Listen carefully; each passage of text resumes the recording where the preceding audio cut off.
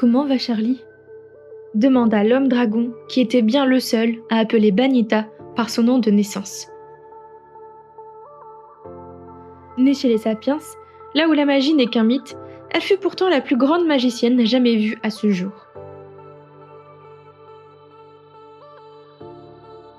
Mais son âme fait planer un vent de déséquilibre sur le monde caché des dragons. Sur le chemin de sa longue vie, elle a semé. Mais quoi ?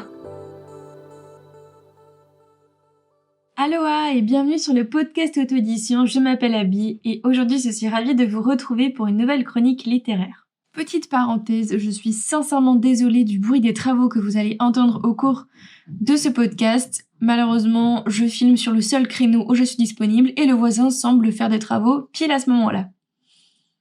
On est content. À vous, fans de dragons, de magie, d'hommes-loups et de folles épopées fantastiques. Le livre du jour est pour vous et saura vous faire voyager dans tous les sens du terme. Aujourd'hui, je vous parle d'Okami, naissance d'une Direwevil de Gigi Venet. C'est un roman de fantasy où les personnages vont sauter d'une dimension à une autre et où une jeune femme appelée Charlie se fait dévorer par un dragon toute crue et en ressort transformée en une magicienne très puissante. Rien que ça.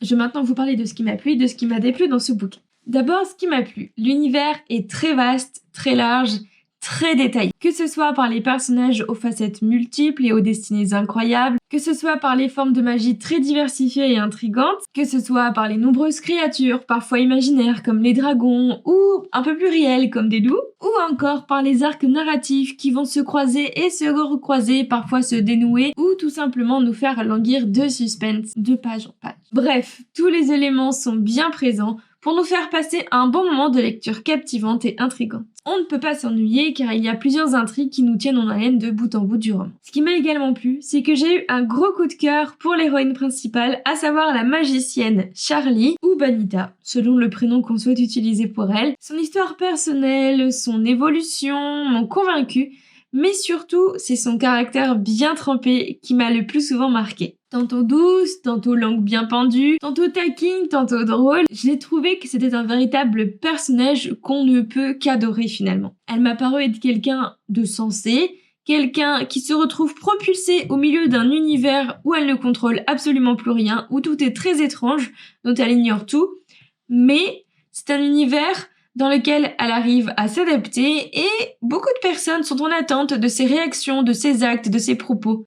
Sauf que notre chère Charlie, qui ne sait pas toujours comment s'y prendre, ni quoi dire, ni quoi faire, va exprimer son mécontentement bien comme il faut. Bref, je l'adore. Ce qui est vraiment super chouette aussi dans ce livre, c'est que plusieurs diversités sont présentées de manière tout à fait normale. Par exemple, un personnage va subir une transformation physique pour, je cite de mémoire, avoir la paix de son esprit avec son corps. J'ai bien aimé la façon dont l'auteur, Gigi, nous a montré cette transformation, nous a montré cette évolution, nous a parlé de ce personnage et de son histoire ainsi que de son identité, de cette recherche de quête et de paix identitaire. Ce n'était pas juste pour ajouter un petit clin d'œil LGBT comme ça, ça a du sens dans l'histoire, dans le récit, c'est bien écrit et surtout ce qui m'a vraiment plu, c'est que ça a été évoqué comme la chose la plus normale du monde et je trouvais ça plutôt chouette. C'est giga top parce que ça s'insère de manière très fluide et très cohérent dans le récit. Il y a bien un petit truc qui m'a pas trop plu dans ce bouquin, enfin pas un petit truc, c'est un élément assez important. J'ai eu du mal avec la multitude de personnages proposés. Il y en a vraiment beaucoup, mais alors vraiment beaucoup, et avec des prénoms très différents, avec des fonctions très différentes, et j'étais complètement perdue. Du coup, ça m'a saoulée, parce que je ne comprenais pas toujours ce qui se passait, toujours qui parlait, pourquoi ça créait telle ou telle problématique, etc. Je me suis sentie vraiment paumée au milieu de cette pluralité-là de personnages qui est, selon moi, bien trop imposant. J'ai eu l'impression de faire face à une valise vide dans laquelle l'auteur s'est empressé de remplir avec tout ce qu'il y a comme éléments de fantasy, donc des dragons, des magiciens, des hommes-loups, de la magie, etc., etc. Et pouvoir dire à la fin, voilà, ceci est mon roman de fantasy. Sauf que moi j'étais complètement perdue, c'était confus, c'était obscur, j'avais l'impression d'avoir un trop plein d'informations. Il y avait trop de choses dans tous les sens qui parfois auraient mérité peut-être plus de développement, plus de détails, bref, c'était un espèce de... comme un gros nuage cotonné où on ne voyait plus rien, comme un gros brouillard où je ne savais pas trop vers quoi où on allait, ni comment on avançait dedans.